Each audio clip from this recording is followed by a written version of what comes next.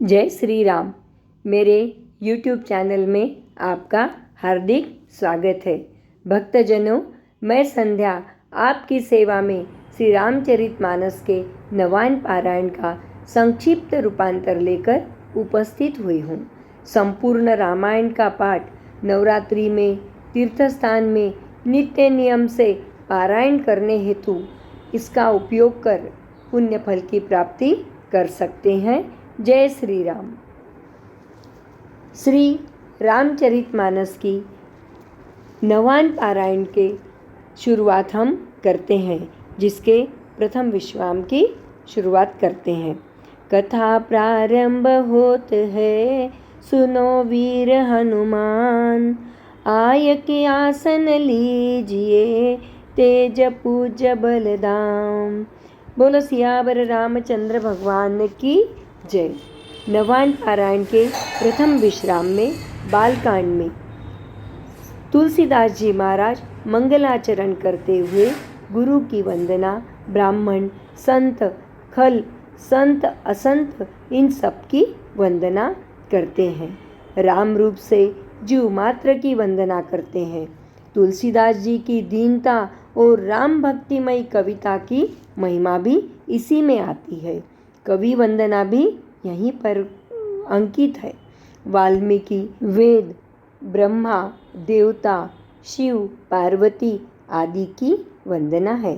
श्री सीताराम धाम परिकर वंदना, श्री नाम वंदना और नाम महिमा का बखान है।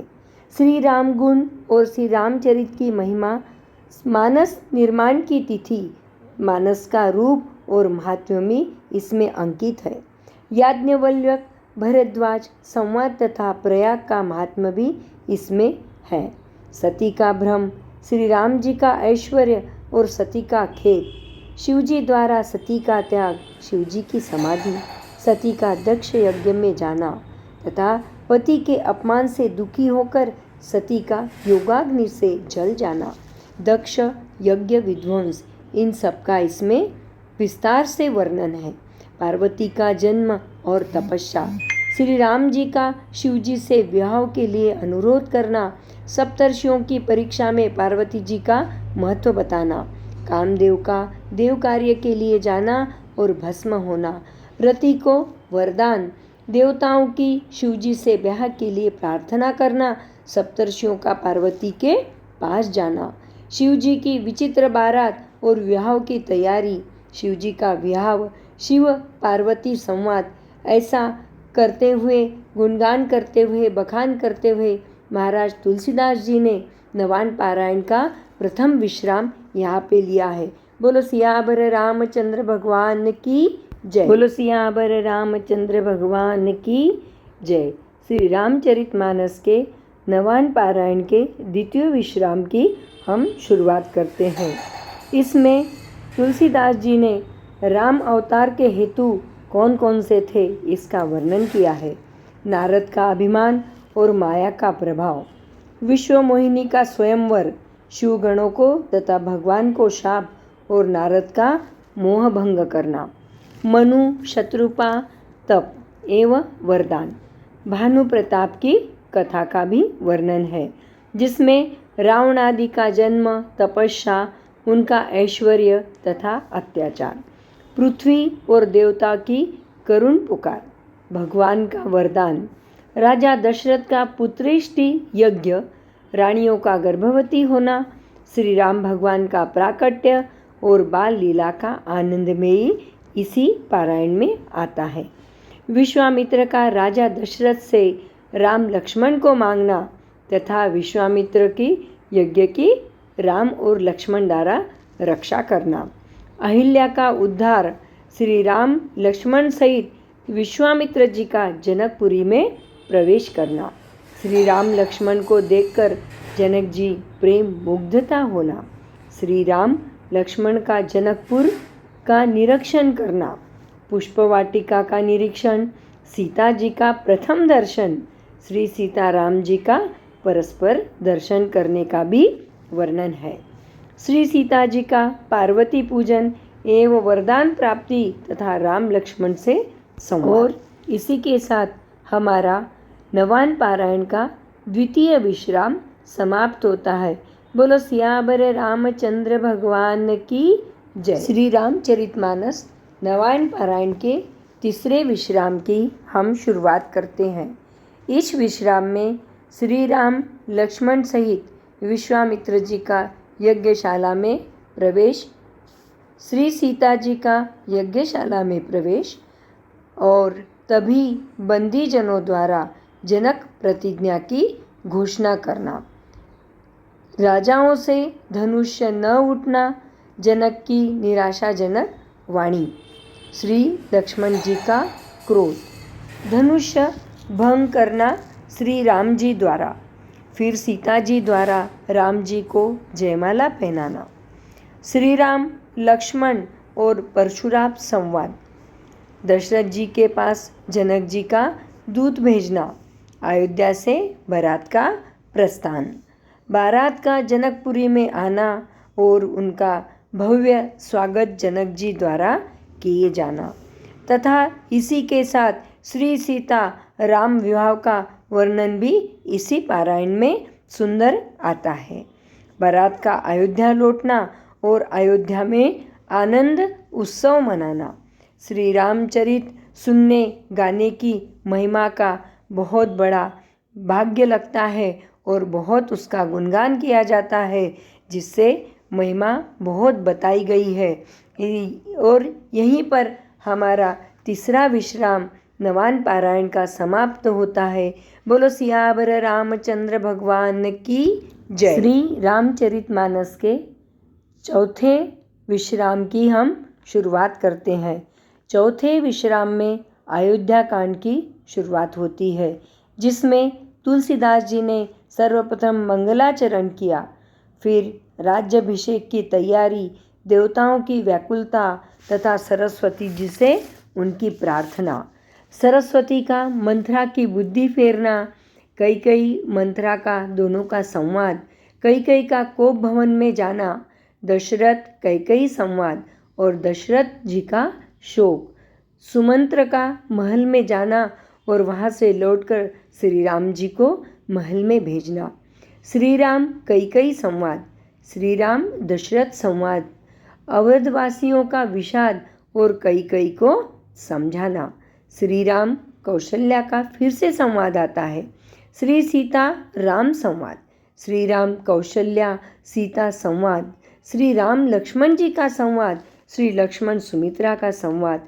ऐसे सब आपस में एक मेघ से संवाद करते हुए वन जाने की तैयारी करते हैं। श्री राम जी लक्ष्मण जी सीता जी का महाराज दशरथ के पास विदा मांगने जाना, दशरथ जी का सीता जी को समझाना, श्री राम सीता लक्ष्मण का वनगमन और नगर निवासियों को सोए छोड़कर आगे बढ़ना, श्री राम का श्रृंगवेरपुर पहुंचना, निषाद के द्वारा सेवा करना, लक्ष्मण निषाद संवाद, श्री राम सीता से सुमंत्र का संवाद और सुमंत्र का फिर से अयोध्या लौटना, केवट का प्रेम और गंगा पार जाना, प्रयाग पहुंचना, भारद्वाज संवाद, यमुना तीर निवासियों का प्रेम, तापस प्रकरण, यमुना को प्रणाम करना और वनवासियों का प्रेम पाना, श्री राम वाल्मीकि संवाद। और इसी के साथ हमारा चौथा विश्राम यहीं समाप्त होता है। नवान पारायण के चौथे विश्राम के लिए बोलो सियावर रामचंद्र भगवान की जय। श्री रामचरितमानस के नवान पारायण के पांचवें विश्राम की हम शुरुआत करते हैं। इस विश्राम में तुलसीदास जी ने राम जी के वन गमन की पूर्णतः वर्णन किया है। चित्रकूट में निवास करना, कोल भीलों के द्वारा सेवा, सुमंत्र का अयोध्या के लौटना और सर्वत्र शोक को देख के विलाप करना, दशरथ सुमंत्र का संवाद और इसी के साथ दशरथ जी का मरण हो जाता है। राम राम कहि राम कहि, राम राम कहि राम, दशरथ तजियो तन, राम राम कहि राम। मुनि वशिष्ठ का भरत जी को बुलाने के लिए दूत भेजना, श्री भरत शत्रुघ्न का आगमन और भरत जी का शोक करना, भरत कौशल्या संवाद और दशरथ जी की अंत्योष्टि क्रिया। वशिष्ठ भरत संवाद, श्री राम जी को लाने के लिए चित्रकूट जाने की तैयारी करना। अयोध्या वासियों सहित श्री भरत शत्रुघ्न आदि का वनगमन। निषाद की शंका और सावधानी। भरत निषाद मिलन और संवाद एवं भरत जी का तथा नगरवासियों का प्रेम। भरत जी का प्रयाग जाना और भरद्वाज का संवाद। भरद्वाज द्वारा भरत का सत्कार करना। इंद्र बृहस्पति संवाद। भरत जी चित्रकूट के मार्ग में अपना मन भावों के साथ में चल रहे थे कि मैं मेरे भाई से मिलूंगा। श्री सीता जी का स्वप्न। श्री राम जी को कोल किरातों द्वारा भरत जी के आगमन की सूचना। राम जी का शोक और लक्ष्मण जी का क्रोध। श्री राम जी का लक्ष्मण जी को समझाना एवं भरत जी की महिमा कहना। भरत जी का मंदाकिनी स्नान। चित्रकूट में पहुंचना। भरत आदि सबका परस्पर मिला। पिता का शोक और श्राद्ध। तीनों भाइयों ने मिलकर अपने पिता का श्राद्ध किया और यहाँ पे नवान पारायण का 5वां विश्राम समाप्त होता है। बोलो सियावर रामचंद्र भगवान की जय। श्री रामचरितमानस के नवान पारायण का यहाँ पर 6वां विश्राम की शुरुआत करते हुए तुलसीदास जी ने वनवासियों द्वारा भरत जी की मंडली का सत्कार कैसे किया, कई ने पश्चाताप कैसे किया, इसका वर्णन किया है। श्री वशिष्ठ जी का भाषण, श्री राम भरतादि का संवाद और जनक जी का पहुंचना, कोल किरातों दी की भेंट, सबका परस्पर मिलाप। कौशल्या सुनैना का संवाद। श्री सीता जी का शील। जनक सुनैना संवाद। भरत जी की महिमा। जनक वशिष्ठादि संवाद। इंद्र की चिंता। सरस्वती का इंद्र को समझाना। श्री राम भरत संवाद। भरत जी का तीर्थ जल स्थापन तथा चित्रकूट भ्रमण। श्री राम भरत संवाद पादुका प्रदान करना। भरत जी की विदाई। भरत जी का अयोध्या लौटना। भरत जी द्वारा पादुका की स्थापना। नंदीग्राम में निवास और भरत जी के चरित्र श्रवण की महिमा इसी पारायण में की है। इसी के साथ में इसमें अरण्य कांड आता है, जिसमें तुलसीदास जी ने सर्वप्रथम मंगलाचरण किया और फिर जयंत की कुटिलता और फल प्राप्ति, त्रिमिलन एवं स्तुति, श्री सीता अनुसया मिलन और श्री सीता जी को अनुसया जी का पातिव्रत धर्म कहना।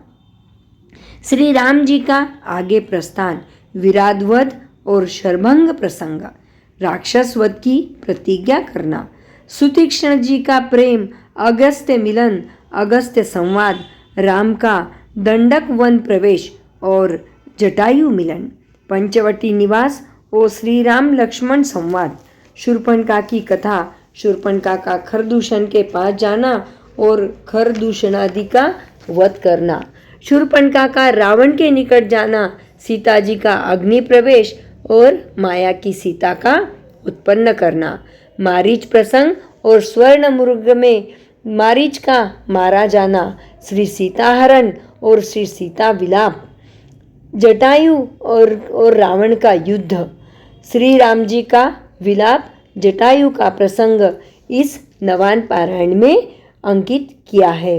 और इसी के साथ में रामचरितमानस के नवान पारायण के 6ठे स्कंद का विश्राम हम लेते हैं। बोलो सियावर रामचंद्र भगवान की जय। श्री रामचरितमानस नवान पारायण 7वें विश्राम की तुलसीदास जी यहाँ शुरुआत करते हैं। शुरुआत में उन्होंने कदम्ब का उद्धार, शबरी पर कृपा, नवदा भक्ति का उपदेश और पंपा सर की ओर प्रस्थान करने की कथा कही है। नारद और राम जी का संवाद भी है। संतों के लक्षण और सत्संग भजन के लिए प्रेरणा की है। और इसी के साथ इस पारायण में किष्किंधा कांड की शुरुआत भी होती है। तुलसीदास जी ने मंगलाचरण करके श्री राम जी से हनुमान जी का मिलना और श्री राम सुग्रीव की मित्रता बताई। सुग्रीव का दुख सुनना, बाली वध की प्रतिज्ञा करना श्री राम जी का मित्र लक्षण और वर्णन बताया है। सुग्रीव का वैराग्य, बाली सुग्रीव युद्ध और बाली का उद्धार की कथा है। तारा का विलाप, तारा को श्री राम जी द्वारा उपदेश और सुग्रीव का राज्याभिषेक तथा अंगद को युवराज पद देने की कथा है। वर्षा ऋतु का वर्णन भी है, उसी के साथ शरद ऋतु का भी वर्णन है। श्री राम की सुग्रीव पर नाराजी, लक्ष्मण जी का कोप, सुग्रीव राम संवाद और सीता जी की खोज के लिए बंदरों का प्रस्थान, गुफा में तपस्विनी के दर्शन, वानरों का समुद्र तट पर आना, संपाति से भेंट और उनसे बातचीत करना, समुद्र लांघने का परामर्श, जामवंत का हनुमान जी को बल याद दिलाकर उत्साहित करना और इसी के साथ में श्री राम जी का गुणगान कर उसका महात्म्य बताया।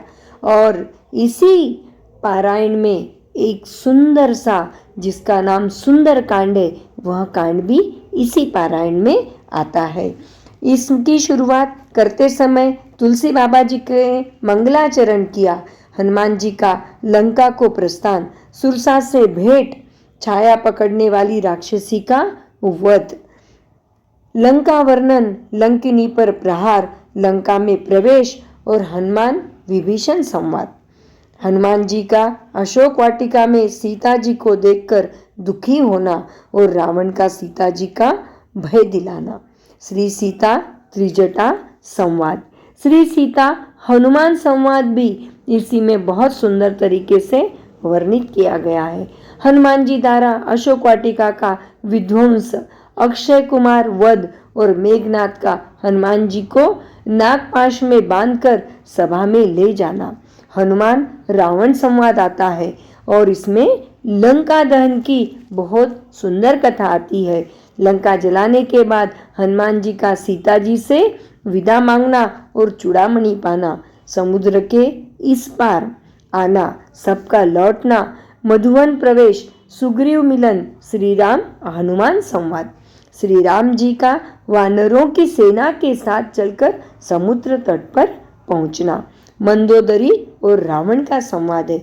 रावण को विभीषण का समझाना और विभीषण का रावण के द्वारा अपमानित किया जाना, विभीषण का भगवान श्री राम जी की शरण के लिए प्रस्थान और शरण प्राप्ति, समुद्र पार करने के लिए विचार, रावण दूत शुक का आना, लक्ष्मण जी के पत्र को लेकर लौटना, दूत का रावण को समझाना और लक्ष्मण जी का पत्र देना, समुद्र पर श्री राम जी का क्रोध और समुद्र की विनंती, श्री राम गुणगान की महिमा का इसमें बहुत सुंदर बखान है। इस विश्राम में तुलसीदास जी ने लंका कांड का भी लिखान किया है। मंगलाचरण कर नल नील द्वारा पुल बांधना, श्री राम जी द्वारा श्री रामेश्वर की स्थापना करना, श्री राम जी का सेना सहित समुद्र पार उतरना, सुबेल पर्वत पर निवास करना, रावण की व्याकुलता, रावण को मंदोदरी का समझाना, रावण और प्रहस्त का संवाद भी है। सुबेल पर श्री राम जी की झांकी और चंद्रोदय का वर्णन है। श्री राम जी के बाण से रावण के मुकुट छत्र आदि का गिरना, इन सभी चीजों का इसमें वर्णन किया गया है।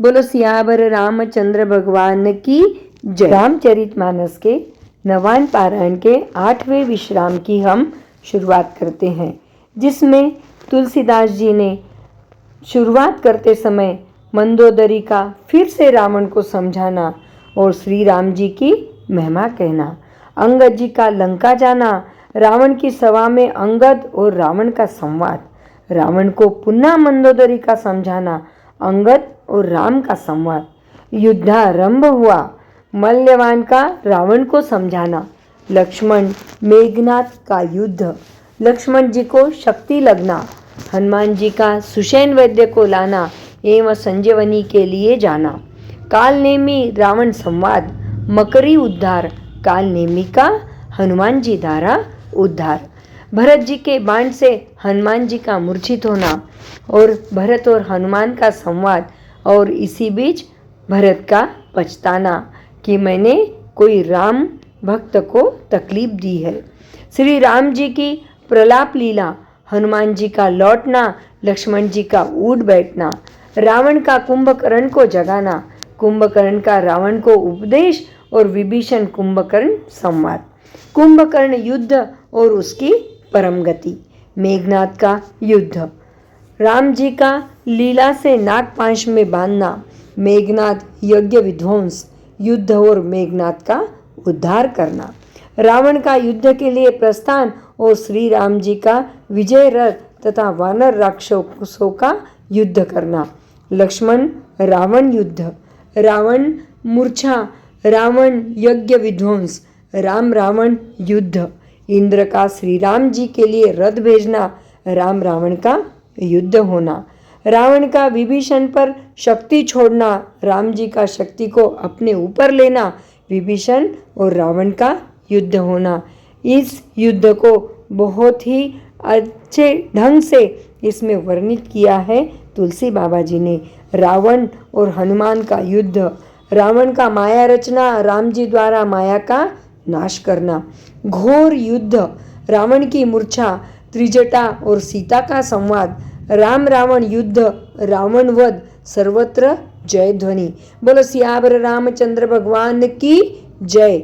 मंदोदरी विलाप, रावण की अंत्योष्टि क्रिया, विभीषण का राज्याभिषेक, हनुमान जी का सीता जी को कुशल सुनाना, सीता जी का आगमन और अग्नि प्रवेश, देवताओं की स्तुति, इंद्र की अमृत वर्षा, विभीषण की प्रार्थना, श्री राम जी के द्वारा भरत जी के प्रेम दशा का वर्णन, शीघ्र अयोध्या पहुंचने का अनुरोध, विभीषण का वस्त्राभूषण बरसाना और वानर भालुओं का उन्हें पहनना, पुष्पक विमान पर चढ़कर श्री सीता राम जी का अवध के लिए प्रस्थान करना, श्री राम जी की महिमा। और इसी के साथ में तुलसीदास जी ने इसमें उत्तरकांड का भी लिखान किया है। मंगलाचरण कर भरत का विरह तथा भरत हनुमान मिलन, अयोध्या में आनंद, श्री राम जी का स्वागत, भरत मिलाप, सबका मिलना नंद और सब खुशी खुशी अयोध्या में रहने लग गए। और इसी के साथ यहाँ पर नवान पारायण का 8वां विश्राम समाप्त होता है। बोलो सियावर रामचंद्र भगवान की जय। नवान पारायण का 9वां विश्राम की शुरुआत करते समय तुलसीदास जी ने राम राज्याभिषेक, वेद स्तुति, शिव स्तुति, वानरों की और निषाद की विदाई का बहुत सुंदर वर्णन किया है। राम राज्य का तो एकदम मन भावन वर्णन है। पुत्रोत्पत्ति, अयोध्या जी की रमणीयता, सनकादि का आगमन और उनका संवाद है। हनुमान जी के द्वारा भरत जी का प्रश्न और श्री राम जी का उपदेश, श्री राम जी का प्रजा को उपदेश देना, श्री राम की गीता, पूर्ववासियों की कृतज्ञता, श्री राम वशिष्ठ संवाद, श्री राम जी का भाइयों सहित अमराई में जाना, नारद जी का आना, स्तुति करके ब्रह्मलोक को लौट जाना, शिव पार्वती संवाद, गरुड़ मोह, गरुड़ जी का काकभूषणी जी से राम कथा और राम महिमा सुनना। काकभूषणी रामायण बहुत सुंदर वर्णित है। काकभूषणी जी का अपनी पूर्व जन्म कथा और कली महिमा कहना, गुरु जी का अपमान एवं शिव जी के शाप की बात सुनना और शिव जी के लिए राम जी की स्तुति की गई है जो रुद्राष्टक के रूप में प्रसिद्ध हुई है। सभी भक्तजन उसे बहुत प्रेम भाव से गाते हैं। गुरु जी का शिव जी से अपराध क्षमापन, शापानुग्रह और काकभूषणी जी की आगे की कथा। काकभूषणी जी का लोमेश जी के पास जाना और शाप तथा अनुग्रह पाना। ज्ञान, भक्ति, निरूपण, ज्ञान दीपक और भक्ति की महान महिमा का बखान है। गरुड़ जी के 7 प्रश्न तथा काकभूषणी जी के उत्तर, भजन की महिमा, रामायण का महात्मा, तुलसी विनय और फलस्तुति, रामायण जी की आरती बहुत सुंदर तरीके से इसमें वर्णित है। के साथ और तुलसीदास जी ने रामचरितमानस के 9वां पारायण को यहाँ पे विश्राम दिया है। बोलो सियावर रामचंद्र भगवान की जय। कथा इस नवान पारायण के अंत में मैं आपसे एक ही विनंती करती हूँ कि आप सभी लोग इस पारायण को उपयोग में लाइए, अपने वालों को शेयर कीजिए और मुझे आपकी सेवा का मौका दीजिए। कथा विसर्जन होत है, सुनो वीर हनुमान। रामायण वैकुंठी है, सदा करो कल्याण। सियावर राम चंद्र जी की जय।